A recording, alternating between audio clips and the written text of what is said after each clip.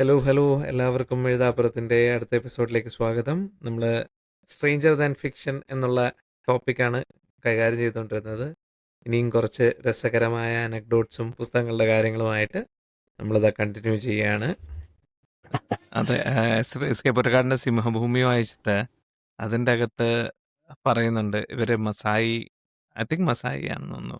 അവര് അവസാനമാകുമ്പോൾ എന്ത് ചെയ്യുന്ന വെച്ച് കഴിഞ്ഞാൽ ഇവര് നൊമാഡ്സ് ആണല്ലോ, അവരിങ്ങനെ മൂവ് ചെയ്യും, വില്ലേജ് മൂവ് ചെയ്യും പല സ്ഥലത്തോട്ട്. അപ്പം പ്രായമായവരെ അവിടെ വില്ലേജിൽ ഉപേക്ഷിച്ചിട്ടാണ് പോവുക സാധാരണ. മിക്കവാറും അവരെ വന്യമൃഗങ്ങൾ തന്നെ ആഹാരമാക്കും. നമ്മള് അതൊക്കെ അഗൈൻ ആസ് എ ചൈൽഡ് നല്ലപോലെ ട്രോമറ്റൈസ് ചെയ്യുന്നതാണ്. ആ ഒരു ട്രോമ വേണം. നമ്മള് പിള്ളേരെ എത്രയും കോഡിൽ ചെയ്യാൻ പാടില്ലെന്നാണ് എന്റെ അഭിപ്രായം. യുറീക്കൊക്കെ ചെയ്തതാണ് കറക്റ്റ്. നമ്മളെ ഈ ഈ ഒരുപാട് സീസൺഡ് ആയിട്ടുള്ള ചിൽഡ്രൻസ് ഓതേഴ്സ് പറയുന്ന ഒരു കാര്യമുണ്ട്.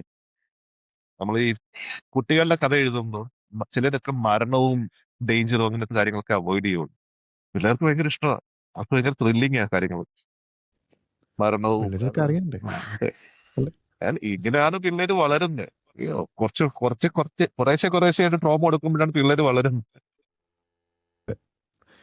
അതെ, അല്ലെങ്കിൽ പിന്നെ ഈ വലുതാവുമ്പം ഉള്ള ട്രോമ വരുമ്പോൾ ഇവർക്ക് താങ്ങാൻ പറ്റില്ല. Yeah.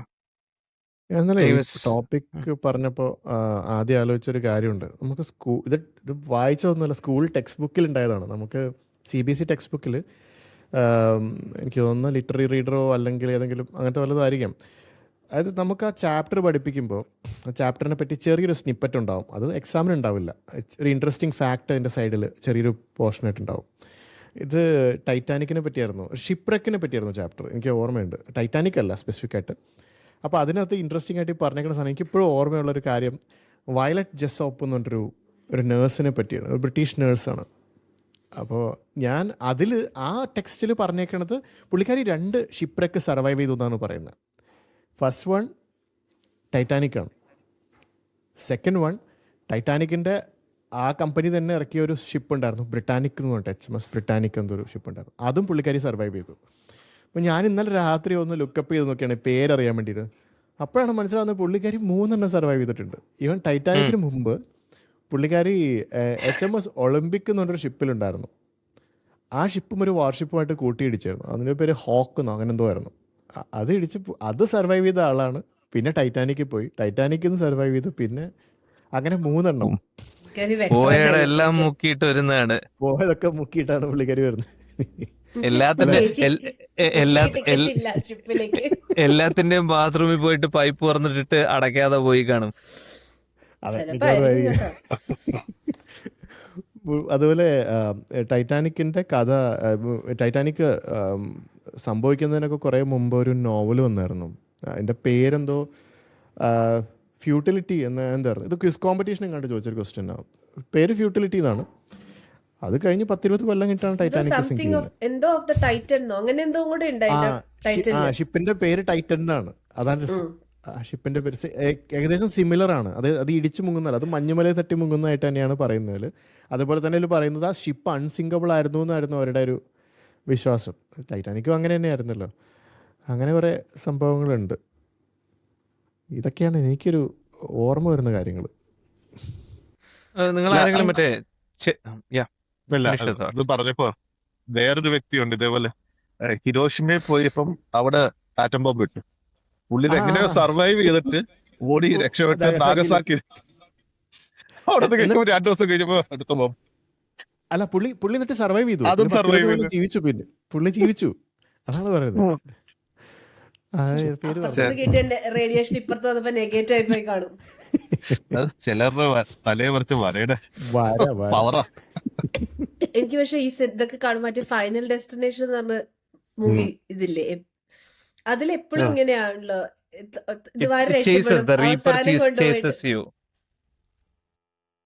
ആ ഒരു പടം കണ്ട ശേഷം എനിക്കൊന്നും നമ്മുടെ ജനറേഷൻപ്പെട്ട ആൾക്കാരും ഈ തടി കൊണ്ടുവന്ന ലോറിയുടെ പുറം പിടിക്കില്ല. ഇവിടെ സ്ഥിരമാണ് ഈ തടി കൊണ്ടുപോകുന്ന ലോറി. ആ ലെയിനില് ഈ ലെയിനില് ആരും കാണൂല. ഞാൻ ട്രിവാൻഡ്രത്ത് നിന്ന് ഒരു സമയത്ത് വന്നിരുന്നത് രാത്രി ബസ്സിന് വരാറ്. അപ്പോൾ അവിടുന്ന് ബസ് കയറി നമ്മുടെ കോട്ടയം കഴിഞ്ഞ് ഈ കുറുവലങ്ങാട് ആ ഭാഗമൊക്കെ എത്തുമ്പോൾ MC റോഡ് വന്നിട്ട് വളവും തിരിവുള്ള കാടിനകത്തൂടെ പോകുന്നതാണ്. ഫുൾ റബ്ബർ എസ്റ്റേറ്റ് താഴത്തോട്ടൊക്കെ ഒന്ന് അങ്ങോട്ടോ ഇങ്ങോട്ടോ പോയാൽ പോകുന്ന പരിപാടിയാണ്. ആ സമയത്താണ് തടി ലോറികൾ ഇപ്പോൾ രാത്രി 12 മണി 1 മണിക്കൊക്കെയാണ് ആ വഴി പാസ് ചെയ്യുന്നത്. അപ്പോൾ തടി ലോറികൾ പോകും. അപ്പോൾ ഈ സാധനത്തിന് ബസ് ഓവർടേക്ക് ചെയ്യുമ്പോൾ വളവിലൊക്കെയാണ് ഓവർടേക്ക് ചെയ്യുന്നത്. അപ്പോൾ നമുക്കിങ്ങനെ സൈഡിൽ ഇരിക്കുമ്പോൾ കേൾക്കാം ഇങ്ങനെ ക്രീക്കിങ് കർന്ന് ചങ്ങല വലിയുന്ന ശബ്ദം. ചങ്ങലയല്ല, വടമാണ്. ഉം. വടത്തിലാണ് ഇരിക്കുന്നത് ഇതൊക്കെ. ആ വടം കെട്ടി വെച്ചിട്ട് നമ്മൾ ഞെട്ടിപ്പോവും. കാരണം ഒരു കെട്ടൊക്കെ ഉള്ളൂ, ആ ഒറ്റ കെട്ടിലാണ് ഇരിക്കുന്നത്. പക്ഷെ അവർക്കറിയാം അത് കെട്ടാൻ എങ്ങനെയാണെന്ന്. പക്ഷെ എങ്ങാനും ഇതെങ്ങാനും അഴിഞ്ഞു പോയ അവസ്ഥയാണ്. ഞാൻ അതിന്റെ ഒരു അത് സിനിമയെ തിയേറ്ററിൽ കണ്ടിട്ടുള്ളൂ. That's it. ഞാൻ 1 തിയേറ്ററിൽ പോയി കണ്ടതാ. ഞാൻ ആക്ച്വലി 2 ഞാൻ ആണ് ഒന്നും ആദ്യം കണ്ടിട്ടില്ല കാണുന്നത്, തിയേറ്ററിൽ. ഈ ഒരു സീനുള്ള പടം. അത് കണ്ടതിന് ശേഷം അതിനുശേഷം ഞാൻ ഫാനായി. ഫസ്റ്റ് ഒക്കെ കണ്ട് എനിക്ക് 4th വരെയൊക്കെ ഓക്കെ. ശേഷം It gets repetitive. rapid. ഇതിലൊരു വരണം ഇതില്ല, HBO. ആർക്കും പക്ഷെ നല്ലത് പക്ഷെ സംഭവിക്കാൻ ഫൈനൽ പോണില്ല. വൺ, ഈ ഫൈനലിൽ തൊട്ട് മുമ്പുള്ള പടം നല്ലതായിരുന്നു. കാരണം ഫൈനലിൽ തൊട്ട് അതെല്ലാം മുൻ കൂടി കൂട്ടിക്കെട്ടുന്നൊരു പടം ഉണ്ടായിരുന്നു. അതായത് നിങ്ങൾ ഫസ്റ്റ് പടം ഓർമ്മയുണ്ടെങ്കിൽ അതിൽ ആ പ്ലെയിനിൽ നിന്ന് ഇറങ്ങാൻ ഒരുത്തം കിടന്ന് പ്രശ്നം ഉണ്ടാക്കി അവരെയാണ് ആ, ആ. റീപ്പർ പുറകെ വരുന്നത്. കറക്റ്റ്. ഇതില് ഇവരെല്ലാരും കൂടി ഒരു പ്ലെയിനിൽ കയറും എല്ലാം കഴിഞ്ഞിട്ട്. ലാസ്റ്റ് അപ്പോഴാണ് അവന്മാരവിടെ പ്രശ്നം ഉണ്ടാക്കുന്നവരെ കാണുന്നത്. അപ്പോഴാണ് നമുക്ക് മനസ്സിലായത് ആദ്യത്തെ ഇതുമായിട്ടുള്ള പ്രീക്വൽ ഈ പ്രീക്വൽ ആണ് അപ്പോഴാണ് മനസ്സിലാവുന്നത്. പ്രീക്വലായിരുന്നു. പ്രീക്വലാണെന്ന് അപ്പോഴാണ് മനസ്സിലാവുന്നത്. പിന്നെ രക്ഷപ്പെടാൻ മാർഗമില്ല. അതെ, ഇറ്റ്സ് എ വെരി ആ വെരി സിനിമ കണ്ട ഒരു റോട്ടിലും പോകാൻ പറ്റില്ല, ഫ്ലൈറ്റിലും പോകാൻ പറ്റില്ല.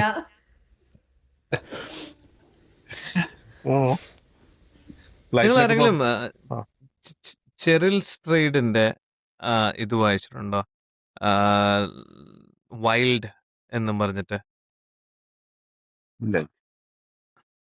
വൈൽഡ് തന്നെയാണോ? ഒരു സെക്കൻഡ് ഒന്ന് നോക്കട്ടെ കേട്ടാ. ചെറിൽ സ്ട്രെയ്ഡ്. നോൺ ഫിക്ഷൻ ആണെങ്കിൽ എന്നോട് ചോദിക്കണ്ട, ഞാൻ പക്ഷെ വായിച്ചിട്ടുണ്ടായിരുന്നു. ഇത് അഗെയിൻ ഇറ്റ് റീഡ്സ് വൈൽഡ് തന്നെ. It reads like fiction. ശരിക്കും വെരി ഡിഫിക്കൾട്ട് ടു ബിലീവ്. സംഭവം എന്ന് വെച്ച് കഴിഞ്ഞാല് ഇത് എഴുതിയ ഈ ചെറിലിന്റെ അമ്മ മരിച്ചു പോകുന്നു. അമ്മ മരിച്ചു പോകുമ്പം she gets into trauma and she takes it out by she's a married woman. She just sleeps with everybody random. ഈ എന്താ പറയണ കടയുടെ I mean anywhere and with everybody. അപ്പോ she got into that kind of a spree where she got into the self destructive spree. അത് കഴിഞ്ഞിട്ട് പുള്ളിക്കാരത്തി ഇതെല്ലാം കഴിഞ്ഞിട്ട് she tries to reclaim herself by walking Pacific Crest Trail എന്ന് പറഞ്ഞൊരു സാധനമാണ് ഇവിടെ US-ലെ. ഒരറ്റം തൊട്ട് മറ്റേ അറ്റം വരെ സിയറ നെവഡ മൗണ്ടൻസിന്റെ മുകളിൽ കൂടെ ഉള്ളൊരു ട്രെയിലാണ്. ഭയങ്കര നീളമുള്ള വളരെ ഡിഫിക്കൽട്ട് ടു വാക്ക് ട്രെയിലാണ്. അത് പുള്ളിക്കാരത്തി എൻഡ് ടു എൻഡ് ട്രാവൽ ചെയ്ത് she got her life back. Beautiful book. അതിന്റെ ഒരു മൂവി ഉണ്ട്, നമ്മുടെ റീസ് വിതർസ്പൂൺ ആക്ട് ചെയ്തത്. എന്താ പേര് പറഞ്ഞേ? ഷെറിൽ സ്ട്രേഡോ? വൈൽഡ്. വൈൽഡ്. Cheryl Strayed. അതും ഷീ സേസ് ദാറ്റ് റൈറ്റ്. പുള്ളിക്കാരത്തിയുടെ ജീവിതവും പുള്ളിക്കാരത്തിയുടെ ലാസ്റ്റ് നെയിമും kind of it was prophetic. Strayed. Straight. So another famous behind the scenes പറയാനുള്ളത് ഡ്രാക്കുള എല്ലാവർക്കും അറിയാവുന്നൊരു കഥയാണ്. ഇപ്പോഴും ഔട്ട് ഓഫ് പ്രിന്റ് ആകാത്തൊരു ബുക്കാണ്. ഇഷ്ടംപോലെ അഡാപ്റ്റേഷൻസ് ഉണ്ട്. ആക്ച്വലി അത് കോപ്പിറൈറ്റ് ഫയൽ ചെയ്തതിൽ എന്തോ മിസ്റ്റേക്ക് സംഭവിച്ചിട്ട് ആ ഒരു സ്റ്റോറിയും ക്യാരക്ടറും ഒക്കെ പെട്ടെന്ന് തന്നെ പബ്ലിക് ഡൊമൈൻ ആയി. അതുകൊണ്ട് ഇഷ്ടംപോലെ ഫിലിംസും അഡാപ്റ്റേഷൻസ് ഒക്കെ വന്നൊരു സംഭവമാണ് ഡ്രാക്കുള. 1897 ഇത് റിലീസ് ആകുന്നത് ഡ്രാക്കുള. അത് മാത്രമല്ല ബ്രാം സ്റ്റോക്കർ എന്ന് പറഞ്ഞ അബ്രാം സ്റ്റോക്കർ പുള്ളി എഴുതിയ ശേഷം പുള്ളി അങ്ങനെ സക്സസ്ഫുൾ ഒന്നും ആയില്ല. നമ്മൾ നേരത്തെ ഹെർമൻ മെർവിലിന്റെ കാര്യം പറഞ്ഞ പോലെ പുള്ളിയുടെ ലൈഫ് ടൈമിൽ അത് വലിയ സക്സസ് ആകില്ല. അതിന് ശേഷമാണ് ഇത് കുറച്ച് പച്ച പിടിച്ചു വരുന്നത്. എനിവേ 1897 ഇത് ഈ ഡ്രാക്കുള റിലീസ് ആയത്. So, ഒരുപാട് ട്രാൻസ്ലേഷൻസ് ഉണ്ടായിട്ടുണ്ട്, ഒരുപാട് അഡാപ്റ്റേഷൻസ് ഒക്കെ ഉണ്ടായിട്ടുണ്ട്. ചിലതൊക്കെ അൺഓതറൈസ്ഡ് ആണ്. ഇപ്പൊ ഇതിന്റെയൊക്കെ ഫസ്റ്റ് ഫിലിം അഡാപ്റ്റേഷൻസ് വരുന്നത്, ഫസ്റ്റ് വൺ ഒരു ഹംഗേറിയൻ ഫിലിം ആയിരുന്നു. അത് അണ്ടർ ദ റഡാർ പോയി. കാരണം ആ സമയത്ത് ഈ ഹംഗേറിയൻ ഓഡിയൻസിന് വേണ്ടി മാത്രം ഉണ്ടാക്കുന്ന പടമാണ്. യൂറോപ്പിലെ ബാക്കി ആൾക്കാർക്കൊന്നും പെട്ടെന്ന് അറിയില്ല. അത് കുഴപ്പമില്ലാതെ പോയി. രണ്ടാമത്തെ അഡാപ്റ്റേഷൻ നോസ്ഫെറാറ്റു ആണ്. അവർ പേരൊക്കെ മാറ്റി. പക്ഷെ പക്ഷെ ഇത് പിടിച്ച്, ഇത് എനിക്കൊന്ന് ജർമ്മനോ എന്തോ ആണ്. ഇത് പിടിച്ചു കഴിഞ്ഞിട്ട് ബ്രാം സ്റ്റോക്കറിന്റെ വിഡോ ആണെന്ന് തോന്നുന്നത്, പുള്ളിക്കാരി കേസൊക്കെ കൊടുത്തു. അങ്ങനെ 1922 ഇറങ്ങിയ പടമാണ്. അതും 1924 ആയപ്പോഴേക്ക് ഇത് നിർത്തിച്ച് ഇതിന്റെ എല്ലാ പ്രിന്റും ഡിസ്ട്രോയ് ചെയ്തു ഒഫീഷ്യൽ. പക്ഷെ സർവൈവിംഗ് പ്രിന്റ്സ് ഉണ്ട്. ഇന്നത് മാസ്റ്റർ പീസ് ഒക്കെ കണക്കാക്കുന്ന. ഇന്ന് അതിന്റെ റീമേക്ക് ഇറങ്ങിയിട്ടുണ്ട്.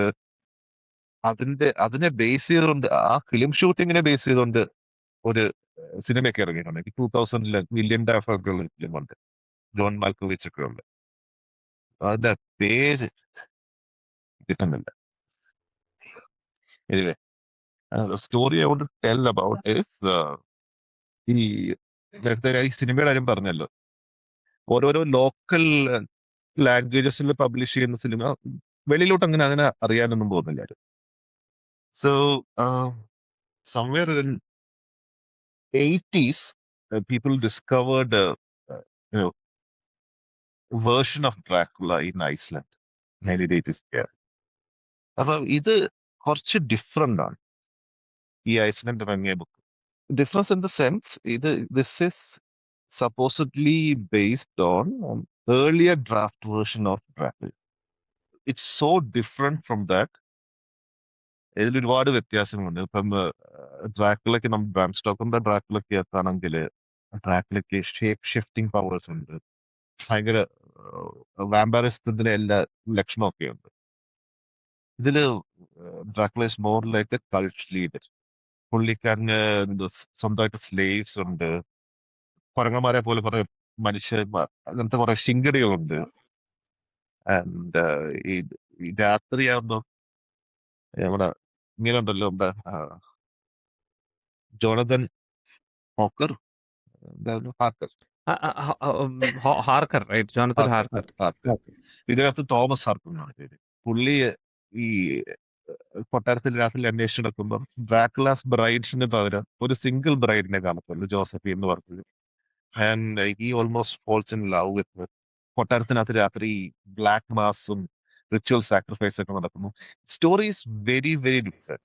ഇതിന്റെ ഒരു പ്രിഫേസ് ഒക്കെയുണ്ട്. പ്രിഫേസ് സപ്പോസിഡ്ലി ബ്രാം സ്റ്റോക്കർ എഴുതിയതാണെന്ന് പറയുന്നു. പക്ഷേ it has so many references to Jack the Ripper murders, Thames torso murders. അതൊക്കെ ഇംഗ്ലണ്ടിൽ ആ സമയത്ത് നടന്ന കുറെ കൊലപാതകങ്ങൾ, അതിനെ കുറിച്ചൊക്കെ റെഫറൻസ് ചെയ്ത്. എന്നിട്ട് ഈ കഥ ഡ്രാക്കുളയുടെ ഡബിൾ ആണ്. ഇതിന് നമ്മുടെ എഡ്ഗർ അലൻ പോയുടെ കഥകളുമായിട്ടൊക്കെ സാമ്യം. കാർമില എന്ന് പറഞ്ഞ മുമ്പ് ഉണ്ടായിരുന്ന ഒരു വാമ്പയർ നോവലുണ്ട്, അതുമായിട്ടൊക്കെ നല്ല സാമ്യം. അങ്ങനെ വേറെ കുറെ സ്റ്റോറീസിന്റെ ഒക്കെ ഒരു മിക്സ്. പുള്ളി പറഞ്ഞിട്ടുണ്ട് കാർമില് ആണ് പുള്ളിയുടെ ഇൻസ്പിറേഷൻ. ചെറുതായിട്ട് ഞാനൊന്ന് മോഷ്ടിച്ചിട്ടുണ്ട്. രസം എന്ന് വെച്ചാൽ ഇതിനകത്ത് കൊടുത്തേക്കുന്ന ഡീറ്റെയിൽസ് ഒക്കെ, ഇൻഫാക്ട് ഡ്രാക്കുള ലണ്ടനിൽ വരുമ്പോ പുള്ളി ആദ്യം സ്റ്റേ ചെയ്യുന്നത് ലണ്ടനിലെ ഈസ്റ്റ് എൻഡ് ആണ്. ഈ ജാക്ക് ദ റിപ്പർ മർഡേഴ്സ് ഒക്കെ നടക്കുന്നതെല്ലാം ഈസ്റ്റ് എൻഡിലാണ്, കുറച്ച് നൊട്ടോറിയസ് ആയിട്ടുള്ള സ്ഥലമാണ്. പിന്നീടാണ് ബ്രാം സ്റ്റോക്കർ അത് മാറ്റിയത് ഇംഗ്ലീഷ് കൺട്രി സൈഡിലേക്ക് ആക്കുന്നത്. ഇതിനകത്ത് ഡ്രാക്കുള വരുന്നത് ഈസ്റ്റ് എൻഡിലോട്ട് തന്നെ. So in a way it's actually based on Bram Stoker's first draft. നമുക്ക് ആർക്കും കാണാൻ കിട്ടാത്തൊരു ഡ്രാക്കുളയാണ്. കാരണം it's not surviving in any form in English. അപ്പം സംഭവം എന്ന് വെച്ചാൽ ഈ 80s മുതൽ ഈ സാധനമുള്ള കാര്യം എല്ലാവർക്കും അറിയാം. പക്ഷേ ഐസ്ലൻഡിക് ലാംഗ്വേജ് വായിക്കാൻ കഴിവുള്ള റിസർച്ചേഴ്സ് ആരും ഇല്ല. ഐസ്ലൻഡ് ലാംഗ്വേജ് ഇത് വായിച്ച ആൾക്കാർ ഇതിന്റെ ഇമ്പോർട്ട് സിഗ്നിഫിക്കൻസ്, ഇതിന്റെ ഡിഫറൻസ് ചിലർക്കൊക്കെ മനസ്സിലായി. ഇംഗ്ലീഷുമായിട്ട് നല്ല വ്യത്യാസം ഉണ്ടല്ലോ എന്ന് വിചാരിച്ചു. പക്ഷെ they didn't pay that much attention. 80s അവസാനമൊക്കെ ആകുമ്പോഴാണ് ഇത് ശരിക്കും ക്ലിക്ക് ആകുന്നത്. ആൾക്കാർക്ക് ആദ്യമായിട്ട് ഡ്രാക്കുള സ്റ്റഡീസ് എന്ന് തന്നെ ഒരു വിഷയമൊക്കെ സബ്ജക്ട് ഒക്കെ ഉണ്ട് നമ്മുടെ വെസ്റ്റേൺ കൺട്രീസിൽ. അതിന്റെ പണ്ഡിതന്മാരൊക്കെ വന്ന് പിന്നെ കാര്യമായിട്ട് അന്വേഷിക്കുന്ന അപ്പോഴാണ് അത് അന്വേഷിച്ചു. ഇതില് അപ്പൊ ഡ്രാക്കുള വാമ്പയർ അല്ല. അതോ വാമ്പയർ ആണോ? Is cult its leader. Cult leader is mysterious. അതുകൊണ്ട് നമുക്ക് 100% വാമ്പയർ അല്ലെന്ന് പറയാൻ പറ്റത്തില്ല. പക്ഷെ for He has got some powers. Some powers. His got some powers. പക്ഷെ പുള്ളി പകലൊക്കെ ഇറങ്ങി നടക്കും. അതിൽ വലിയ ഓ, കുഴപ്പമൊന്നുമില്ല. വാമ്പയർ അല്ല. അല്ലല്ല, ഒരു അത് മന്ത്രവാദിയൊക്കെ പോലെ. ഈ ഒരു ബ്ലാക്ക് മാജിക് ഒക്കെ ചെയ്യുന്ന അല്ല, നമ്മൾ ഈ വാമ്പയർ സൺലൈറ്റിൽ കത്തിപ്പോകുന്ന കഥയൊക്കെ നോസ്ഫെറാറ്റു ആണ് കൊണ്ടുവരുന്നത്. ശരിക്കും ഡ്രാക്കുളയ്ക്ക് പകലിറങ്ങി നടക്കാം.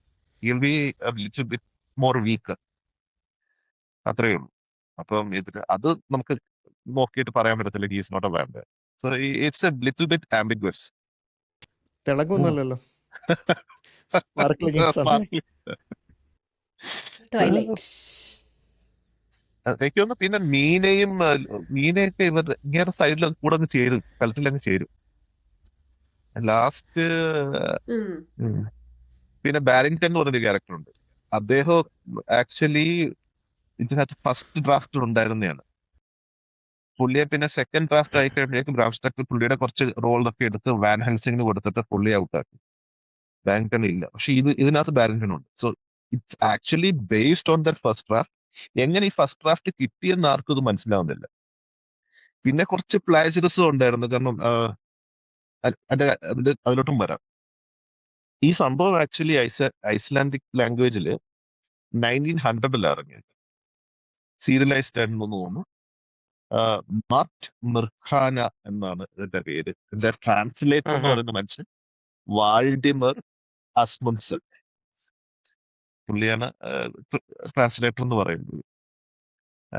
സോ ഇത് എനിക്കത് 2003 സ്വീഡിഷ് ഒരു മാനുസ്ക്രിപ്റ്റ് ആൾക്കാർ കണ്ടുപിടിക്കുന്നത്.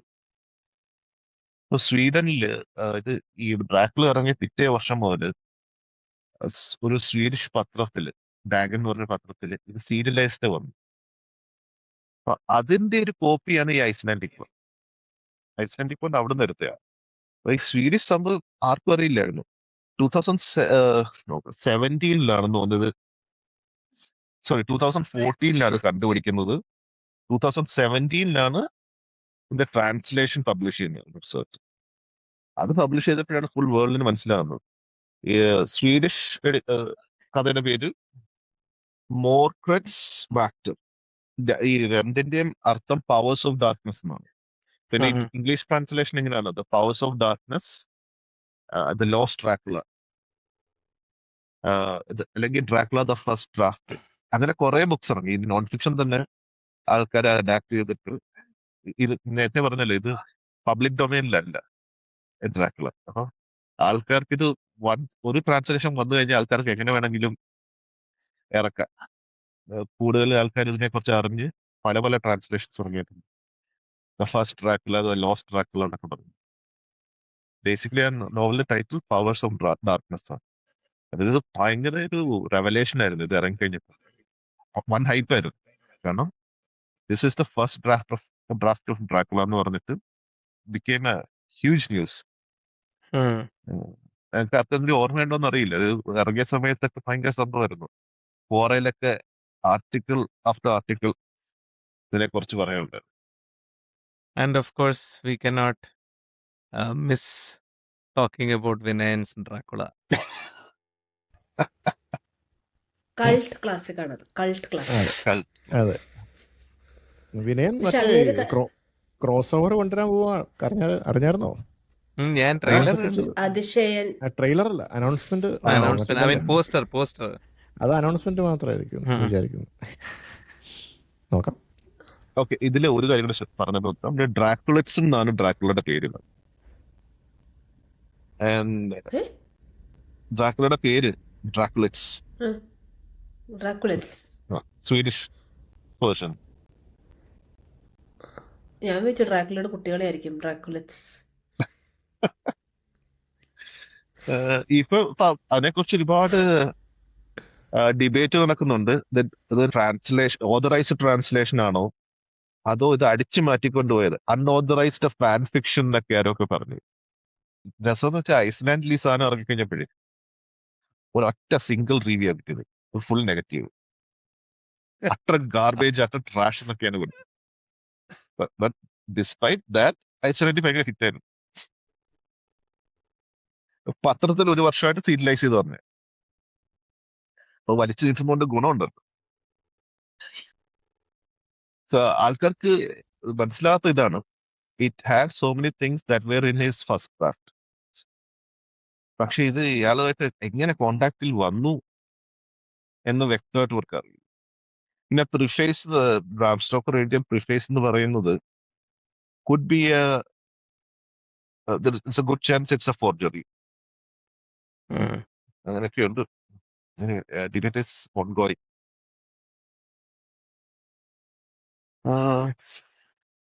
What else? എന്ന് പറയുമ്പോൾ വേറൊരു സ്റ്റോറി ഇങ്ങനെ പറയാം. ലൈക്ക് ഈ നോവല് എഴുതാൻ വേണ്ടി ആൾക്കാർ റിസർച്ച് ചെയ്യുമല്ലോ. ചില മിടുക്കന്മാരുണ്ട് നോവൽ എഴുതാൻ വേണ്ടി. ഇപ്പം ഡിറ്റക്റ്റീവ് നോവൽ എഴുതാൻ വേണ്ടി ആൾക്കാരെ കൊന്ന ആൾക്കാരുണ്ട്.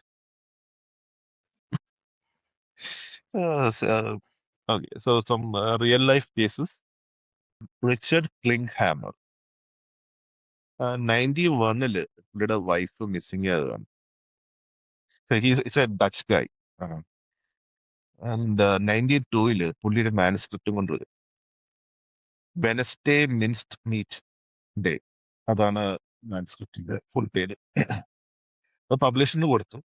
ബേസിക്കലി അതിനകത്ത് ഒരാള് പുള്ളിയുടെ വൈഫിനെ കൊല്ലാനുള്ള 7 ways ആണ് ഡിസ്ക്രൈബ് ചെയ്യുന്നത്. പബ്ലിഷർ അത് വായിച്ചിട്ട് ദിസ് ഇസ് ടു വയലന്റ് എന്ന് പറഞ്ഞ് പുള്ളി റിജക്ട് ചെയ്തു. റിജക്ട് ചെയ്തെങ്കിലും ഇതിലൊരു അണ്ടർഗ്രൗണ്ട് ലിറ്ററേച്ചർ സർക്കിളിൽ ഇത് ഭയങ്കര ഹിറ്റായി. മാനുസ്ക്രിപ്റ്റ് ലീക്ക് ആയിട്ട് ഭയങ്കര ഹിറ്റായി. അപ്പൊ അവരുടെ പാർട്ടി സർക്യൂട്ടിലൊക്കെ പുള്ളിയെ വിളിക്കാൻ തുടങ്ങി. ഈ ബിക്കം എ മൈനർ സെലിബ്രിറ്റി. കുറെ വർഷം കഴിഞ്ഞ് പുള്ളി വീടൊക്കെ അങ്ങ് വിറ്റിട്ട് പോയി. ഒരു 2000 10-9 വർഷം കഴിഞ്ഞിട്ട് ഈ വീട്ടില് പുതിയ ആൾക്കാർ വന്നു. അവരവിടുത്തെ ഗാർഡൻ ഷെഡൊക്കെ ഒന്ന് റീവാമ്പ് ചെയ്താലോ എന്ന് വിചാരിച്ചിട്ട്, അല്ല തറ കോൺക്രീറ്റ് തറയുണ്ട്, അപ്പൊ കുഴിച്ചു പോകും. അപ്പൊ നോക്കുമ്പോ ദൃശ്യം മോഡൽ ഒരു അസ്ഥികൂടം. പിന്നെ പുള്ളി അറസ്റ്റ് ചെയ്ത്, പുള്ളി കുറ്റസമ്മതം നടത്തി, അറസ്റ്റ് ചെയ്ത് എനിക്കത് 2 വർഷത്തിനുള്ളിൽ പുള്ളി ഇറങ്ങിയെന്ന് തോന്നും. He died 10 years ago.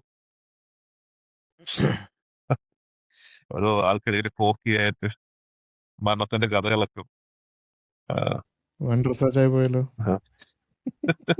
അല്ല പുള്ളി വിചാരിച്ചാണ് 7 ഐഡിയാസ് ട്രൈ ചെയ്ത് ഒരെണ്ണമാണ് സക്സസ്ഫുൾ ആയത്, അല്ലെങ്കിൽ 8 ആയനെ അത്.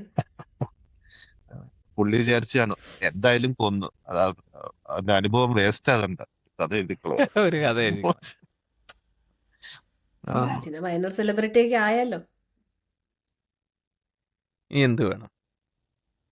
പിന്നെ അതേപോലെ സിമിലർ ആയിട്ട് കുറെ സ്റ്റോറീസ് ഉണ്ട്. ക്രിസ്ത്യൻ ബാല എന്ന് പറഞ്ഞ ഒരാള്, പോളണ്ടുകാരനാണ്.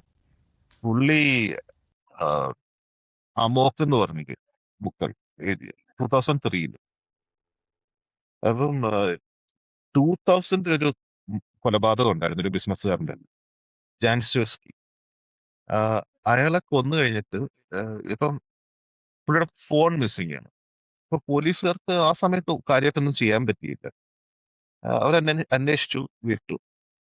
ഒരു 3-4 വർഷം കഴിഞ്ഞിട്ടാണ് ഒരു കുറച്ചുകൂടെ ഡീറ്റെയിൽ ആയിട്ട് അന്വേഷിക്കുകയാണ് അവരെ ഫോൺ ട്രാക്ക് ചെയ്ത് ഈ പറഞ്ഞ ക്രിസ്ത്യന്റെ അടുത്തോട്ട് എത്തുക. എത്തിക്കഴിഞ്ഞപ്പം അവരവരെ അങ്ങനെ ചോദ്യം ചെയ്തു. അപ്പൊ പുള്ളിയുടെ ആ സമയമായപ്പോഴേക്ക് പുള്ളി ബുക്കൊക്കെ എഴുതി കഴിഞ്ഞു. അവരാ ബുക്ക് എടുത്ത് നോക്കിയപ്പോൾ ഒരു മേർഡർ ഉണ്ടാകും. അതിനകത്ത് അത് ഭയങ്കര ഡീറ്റെയിൽ ആയിട്ടാണ് കൊടുത്തേക്കുന്നത്. ഡീറ്റെയിൽ എന്ന് വെച്ചാൽ ഈ 2000 നടന്ന മരണത്തിന്റെ അവർ പോലീസ് പുറത്തു വിടാത്ത കുറെ ഡീറ്റെയിൽസ് ഉണ്ട്. പലപ്പോഴും ഈ ഇതുപോലത്തെ ഇൻവെസ്റ്റിഗേഷനിൽ എല്ലാ ഡീറ്റെയിൽസും ഒന്നും പബ്ലിക്കിലേക്ക് വിട്ടുകൊടുക്കത്തില്ല. കാരണം കൺഫെഷൻ സമയത്ത് ഫോൾസ് കൺഫെഷൻസ് ഒഴിവാക്കാൻ വേണ്ടിയിട്ടാണ്. ചില വട്ടന്മാരുണ്ട് ഈ ന്യൂസിൽ നിന്നൊക്കെ അതിനെ കുറിച്ചുള്ള ഡീറ്റെയിൽസ് പിക്ക് ചെയ്തിട്ട് ഞാനാ ചെയ്തെന്നും പറഞ്ഞുകൊണ്ട് പോയാൽ കേൾക്കും.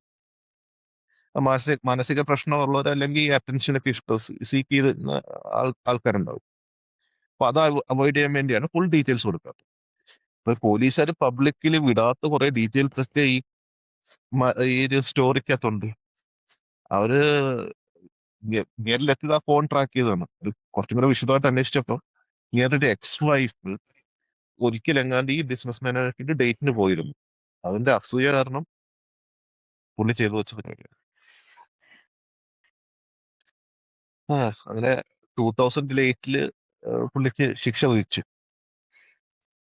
ആൻഡ് 25 വർഷം തടവ് ശിക്ഷ. എന്തെല്ലാം കഥകൾ. ലൂ യോങ് ബ്യോ,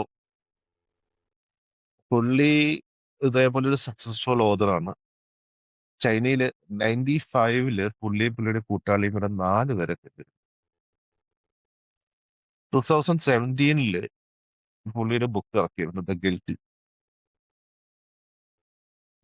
ആൻഡ് അതിന്റെ ഇൻട്രഡക്ഷനിൽ പുള്ളി പറയുന്നുണ്ട്, പുള്ളി വേറൊരു സെക്കൻഡ് പാർട്ടിൽ വേറൊരു കഥ പറയുന്നുണ്ട്.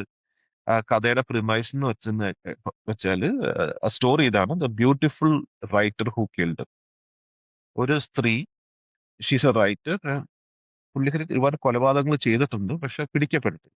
അതാണ് പ്രിമൈസ്. ആ ഇൻട്രഡക്ഷനിൽ പുള്ളി അതിനെ കുറിച്ച് പറയുന്നു.